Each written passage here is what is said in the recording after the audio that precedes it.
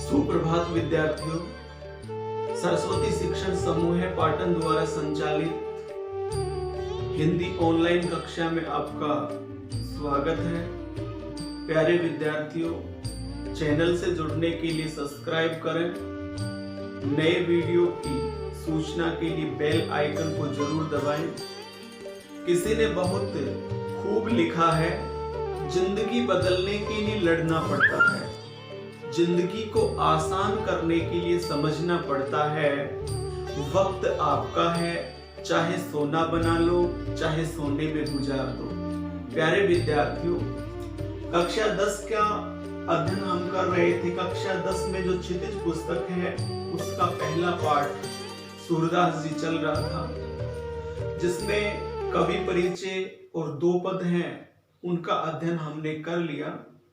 आज हम तीसरे पद का अध्ययन करते हैं और जिन विद्यार्थियों ने पहला और दूसरे पद के बारे में नहीं देखा है, नहीं समझा है, वो पीछे के जो वीडियो हैं वहां जाकर और वो समझ सकते हैं उनको। प्यारे विद्यार्थियों, तीसरा जो पद है वो हम ले रहे हैं आज। ये उस समय का है जब भगवान श्री कृष्ण है गोपियों को छोड़कर और मथुरा चले जाते हैं। गोपियां हैं, श्री कृष्ण भगवान को प्रेम पत्र भेजती हैं वहां से, और बहुत सारे प्रेम पत्र भेजती हैं, लेकिन जब उन प्रेम पत्रों का कोई जवाब नहीं आता है तो किस प्रकार से विरह भावना से व्यथित हो जाती हैं, उसी का चित्रण यहाँ पर किया जाता है। किस प्रकार से वो सोचती हैं, किस प्रकार से आशा कर रही हैं। देखिए विद्यार्थियों, अब हम पदों का अध्ययन करते हैं। सूरदास जी का तीसरा पद हम ले रहे हैं आज। ध्यान दीजिए।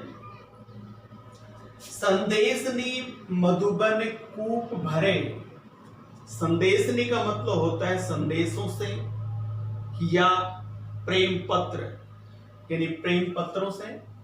मधुबन का मतलब होता है मथुरा। कूप का मतलब होता है कुआं, और भरे का मतलब भर गए।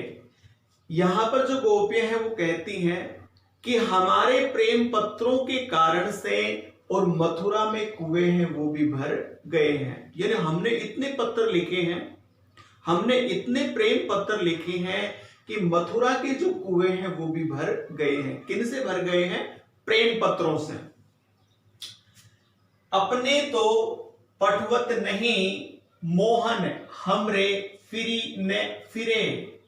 अपने तो यानी स्वयं तो, अपने आप तो, पटवत, पटवत का मतलब होता है भेजना, नहीं का मतलब नहीं। मोहन कहते हैं श्री कृष्ण भगवान को, यानी श्री कृष्ण भगवान है वो स्वयं तो कोई संदेश भेजते नहीं हैं।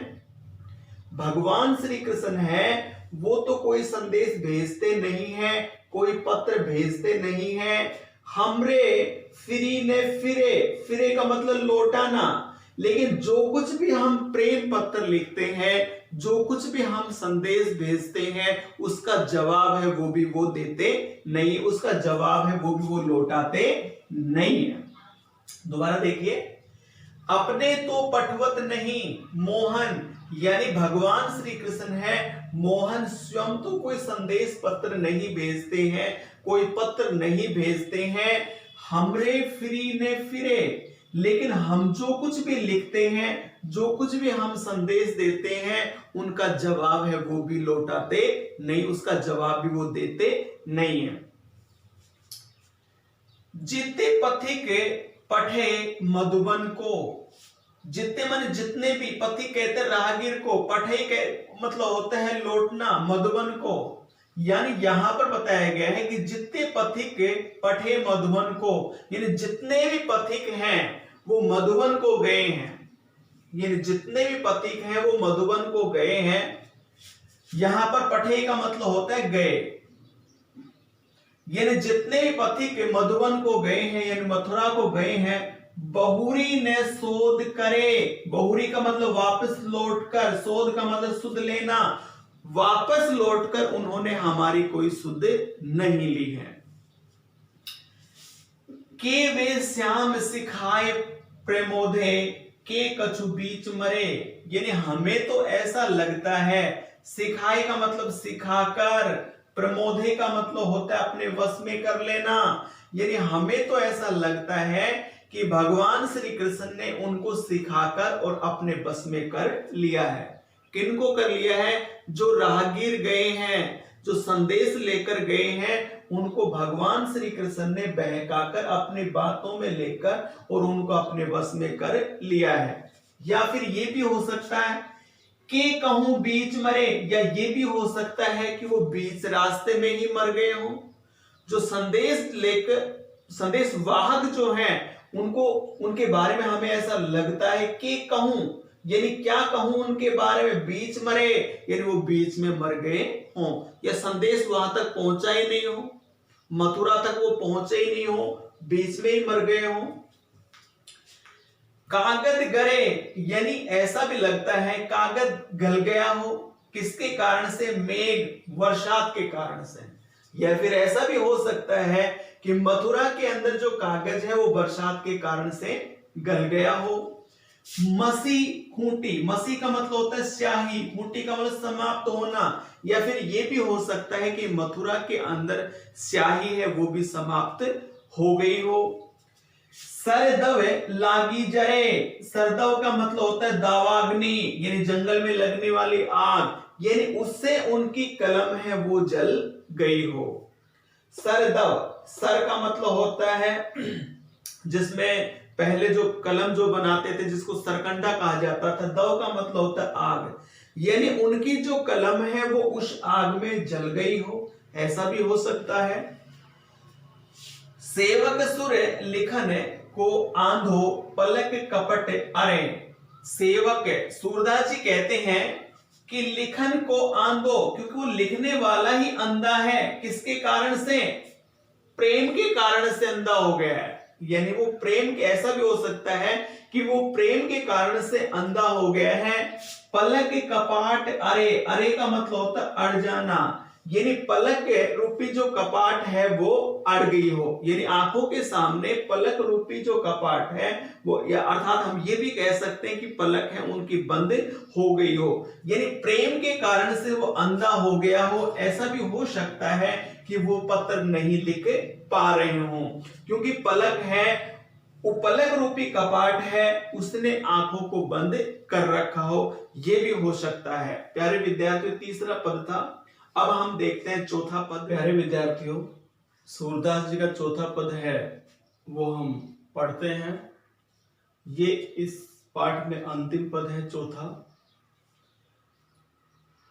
उधो मन माने की बात, यहां पर देखिए उद्धव है वो उनको शिक्षा दे रहे हैं, निर्गुण ब्रह्म का संदेश दे रहे हैं, कल्याण का मार्ग बता रहे हैं, लेकिन यह जो ज्ञान जो है वो उनको अच्छा नहीं लगता है।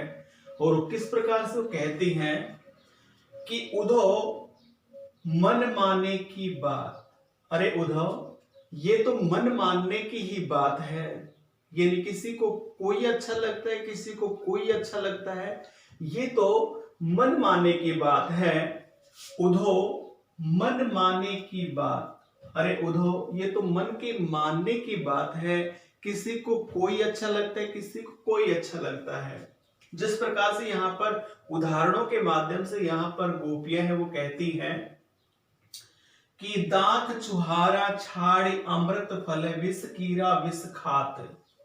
दाख चुहारा, दाख का मतलब होता है किशमिश, चुहारा ये भी एक खाद्य पदार्थ होता है, छाड़ी का मतलब होता है छोड़कर, अमृत कहते हैं अमृत को, फल मानी, यानी अमृत फल किसको बताया है? किशमिश को, और छुआरे को बताया है। विष कीरा, विष कीरा का मतलब होता है गंदगी भोग करने वाला या गंदगी खाने वाला। विष, विष कहते हैं गंदगी को, खात्मानी खाना।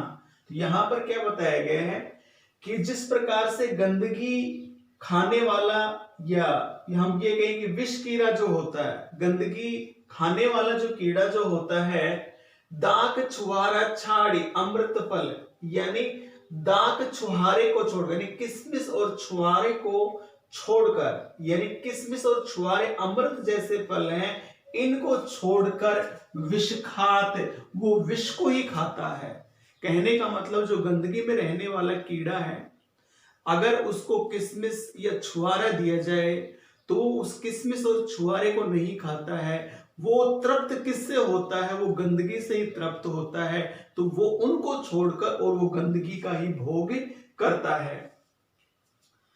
जो चकोर को देई कपूर को तजी अंगार अगात। जो मानी जैसे, चकोर एक पक्षी का नाम है, देई मानी देना, कपूर कहते कपूर को मानी कोई।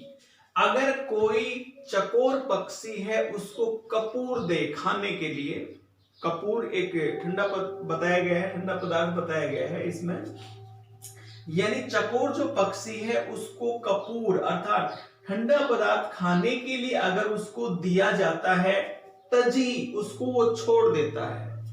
अंगार अघात, अंगार का मतलब अंगारे, अघात का मतलब होता है तृप्त होना। वो उसको छोड़कर केवल अंगार है, उससे ही वो तृप्त होता है। दोबारा देखिए इसमें, जो चकोर को देई कपूर को तजी अंगार अघात। जिस प्रकार से चकोर पक्षी है उसको कपूर खिलाया जाए तो कपूर नहीं खाता है, उसको वो छोड़ देता है।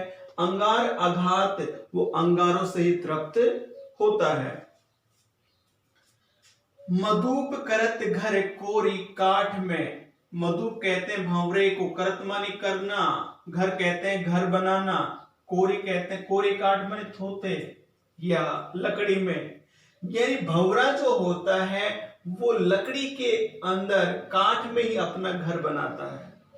भंवरा जो होता है वो लकड़ी में ही अपना घर बनाता है, लेकिन बंधन कमल के पात में। लेकिन वो रहता कहाँ है?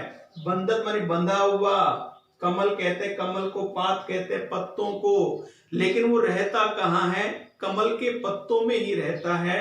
यानी वो घर कहाँ बनाता है? लकड़ी में बनाता है, बंधत कमल के पात, लेकिन वो कमल के पत्तों में ही बंद रहता है। जिस प्रकार से कमल के ऊपर वो बैठा रहता है, सूर्य जब अस्त होता है तो कमल के जो पत्ते हैं, पंखुड़ियां जो हैं वो सिमट जाती हैं, तो उसमें वो बंध जाता है। तो यहाँ पर क्या बताया गया है कि मधुप करत घर कोरी काठ में बंधत कमल के पात। यानी वैसे तो वो घर लकड़ी में बनाता है, लेकिन वो कमल के पत्तों में ही बंधा रहता है। आगे देखिए, जो पतंग हित जानी को अपनो। यानी जिस प्रकार से पतंगा यानी जो कीट जो होते हैं, जो दीपक के चारों तरफ मंडराते रहते हैं, उनके लिए बताया गया है कि जो पतंग हित जानी अपनो, यानी जो कीट जो होता है वो अपना हित जानकर, यानी जो पतंगा जो होता है वो अपना हित जानकर दीप सो लपटात, वो दीप है, दीपक है, उसमें वो लिपटा रहता है और अपने आप को समाप्त कर लेता है। जिस प्रकार से जो पतंग हित जानी आपनो, जिस प्रकार से पतंगा जो होता है, कीट जो होता है, जो दीपक के चारों तरफ मंडराता रहता है और मंडराते मंडराते और अपने आप को दीपक में समाप्त कर लेता है। तो इसी प्रकार से यहां आगे बताया कि सूरदास जाको मन जासो सोही ताही सुहात। सूरदास जी कहते हैं कि वो गोपियां कहने लगी कि जिसका मन जिससे लगा हुआ है, जाको मन जासो यानी जिसका मन जिससे लगा हुआ है, सोही ताही सुहात, वो ही उसको अच्छा लगता है। दोबारा देखिए, सूरदास जी कहते हैं कि जाको मन तासो सोही ताही सुहात, यानी जिसका मन जिससे लगा हुआ है, यानी जिससे लगाव है, वो ही उसको अच्छा लगता है। इसलिए उद्धव, हमारा जो लगाव जो है वो श्री कृष्ण भगवान से है, वो ही हमें प्रिय है, वो ही हमें अच्छे लगते हैं। प्यारे विद्यार्थियों, सूरदास के पद हैं वो हम पढ़ चुके हैं। मैं अब आपको 5 प्रश्न दे रहा हूं। इन 5 प्रश्नों के जो उत्तर हैं वो कमेंट्स में मुझे लिखकर बताएं कि इनके क्या क्या उत्तर होंगे। आप लिखना चाहें तो लिख सकते हैं। पहला प्रश्न है सूरदास का जन्म कब व कहां हुआ था? यानी पहला प्रश्न है, सूरदास का जन्म कब और कहां हुआ था। दूसरा प्रश्न है, सूरदास की रचनाओं के नाम लिखो। सूरदास की जो रचना है उनके बारे में हमें बताना है, उनके नाम हमें लिखना है। तीसरा प्रश्न है, श्याम ने किसको सिखाकर अपने वश में कर लिया? अर्थात श्री कृष्ण भगवान ने किसको सिखाकर अपने वश में कर लिया। चौथा प्रश्न है, मधुकर किसे कहा गया है? यानी इन पदों में एक शब्द आया है मधुकर, ये मधुकर है, किसको कहा गया है? पांचवा जो है, नागर नवल किशोर किसे कहा गया है? ये भी इस पदों से ही है। ये भी प्यारे विद्यार्थियों, 5 प्रश्न मैं आपको दे रहा हूं, बहुत ही सरल प्रश्न हैं। इन प्रश्नों के उत्तर हैं वो कमेंट्स में मुझे लिखकर बताइए।